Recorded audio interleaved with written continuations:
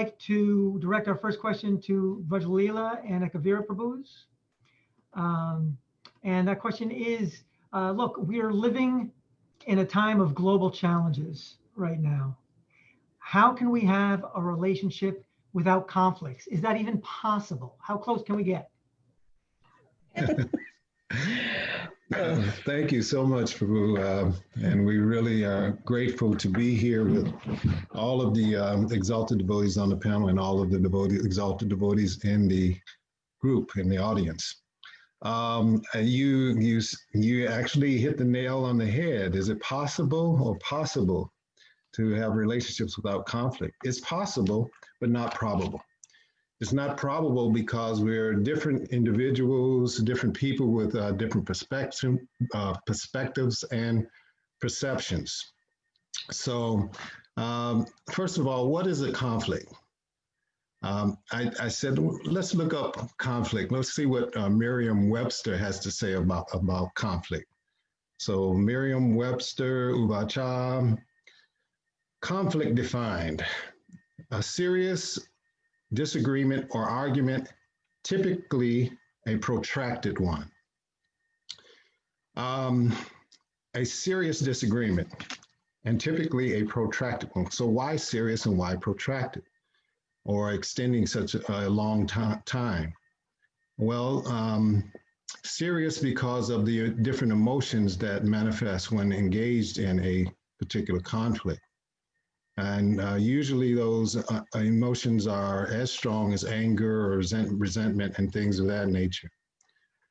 So how can we actually transform this, what is seen to be as a negative episode, to something that could be positive? And we can do that by changing our perspective or broadening our perspective.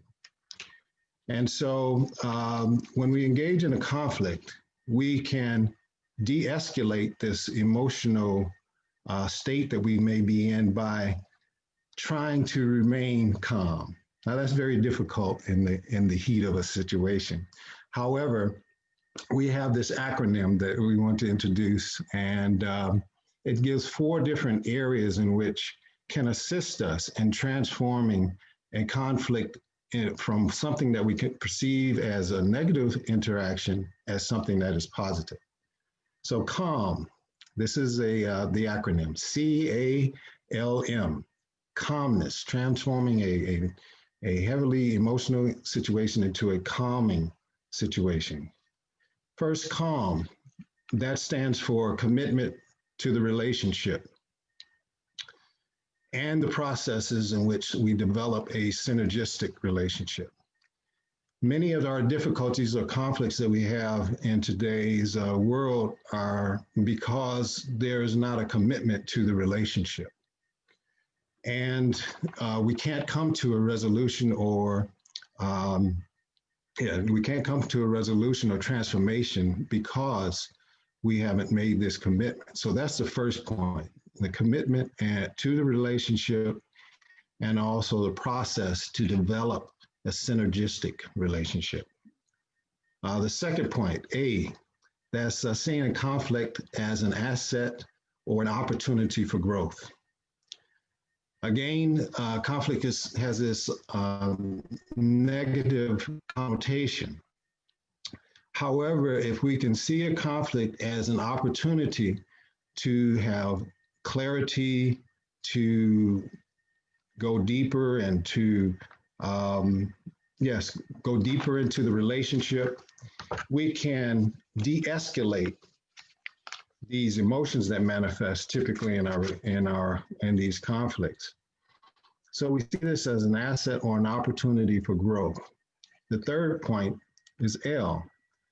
How can the conflict be a learning experience? An experience in which it teaches us something about our spouses, our children, anyone that we are in a relationship with, even with our own minds. So this particular episode can help us, can teach us. So we see this particular episode as a teacher, because again, as we talked about, with different individuals with different perspectives and different perceptions. So L, use the conflict as a learning experience. And M stands for Mahaprabhu and our mentors. We always understand that the Lord and our mentors, our spiritual masters, are always present, always with us and watching us and desiring to give blessings, not just desiring to give blessings, but to shower blessings upon us and to use us in being the servant of the servant and acting in that mood and serving our spouse. So calm, CALM, transforming conflicts into an experience in which we can learn and grow from that. Commitment to the relationship, seeing the conflict as an asset or an opportunity, seeing it as a learning experience, and understanding that Mahaprabhu and our mentors are always present with us. And yeah, Ekavira Prabhu, so commitment to the relationship. That's a big one because many people can say, well, yeah, you know, that's great being committed to the relationship. However, I have my opinions and I have my my expectations and I have the way that I value other things and other people. And I, you know, so many things can be not understood by you. So we, you know, everyone is different and every situation is unique. So in no way are we saying that these conflict information that we're sharing or tools that we may share will work for everyone. However, in general, if we can understand some of these, like these things that Ekavira Prabhu is sharing, C, so calm, right, C. So we're committed. However, we understand that there will be differences.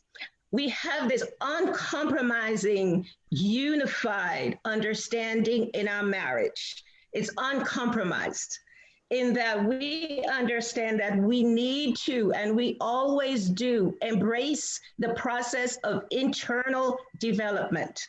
We understand that very clearly. And so we know, even when whatever we may be going through, that we do always need to focus on the process, which we are committed to. Totally in our marriage. One of our commitments is for harmony. And another one is to please our spiritual master. That is important to us. So no matter what's going on in our life, we always go back to those two basic principles. He mentioned asset. So asset, conflict is an asset because it's an opportunity. Ekavira Prabhu shared that. So we celebrate our diversity. We understand that we're individuals and we're different. We have core different beliefs on how to approach life because we come from different backgrounds, different ways of how we understand how people are supposed to unfold in life. And so two other principles that we incorporate in our lives is how we hear the message from each other, how I hear the message from him or how he hears the message from me. So first way that we might hear, right? We hear the message. When Ekavira Prabhu says something to me that, you know, triggers something in me, one of the first things I might do is blame him, right? I'm blaming him. Or the second thing I might do is blame myself. So then I'm not really embracing the diversity of the fact that we do have different, you know, perceptions and different ways that we might understand the same issue. The third principle he gave is learning experience. So understanding our personal preferences. We are different individuals and we value different things, different ways of how we approach life. We come from different worldviews. So what is the learning that we want to apply? So understanding my personal preference, which means I'm going to take self-responsibility. I want to understand, I want to connect with myself. So the first thing I do is I ask myself, what am I feeling? What's going on with me, Vraja Lila? He said this or he's doing this and it's triggering something. What is it? What's that I am feeling? The other question I ask myself is, what is it that I need? So first is I take responsibility for myself because I don't want to blame him and I don't want to blame myself. So we want to understand the underlying needs and the underlying feelings as a learning experience. And fourthly, Ekavira talked about Mahaprabhu and mentors.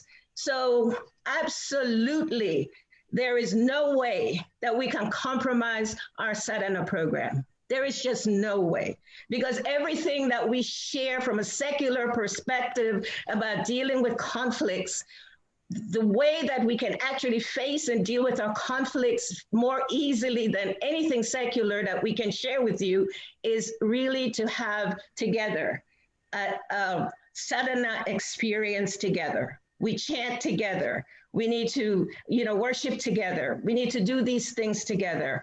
And yes, it's not always easy. However, we can apply, these principles, and we can see that they do work. They do work. Check our feelings, find out our needs, take responsibility for ourselves. That's the beginning of harmonizing with conflicts that are inevitable. Thank you so much. Thank you.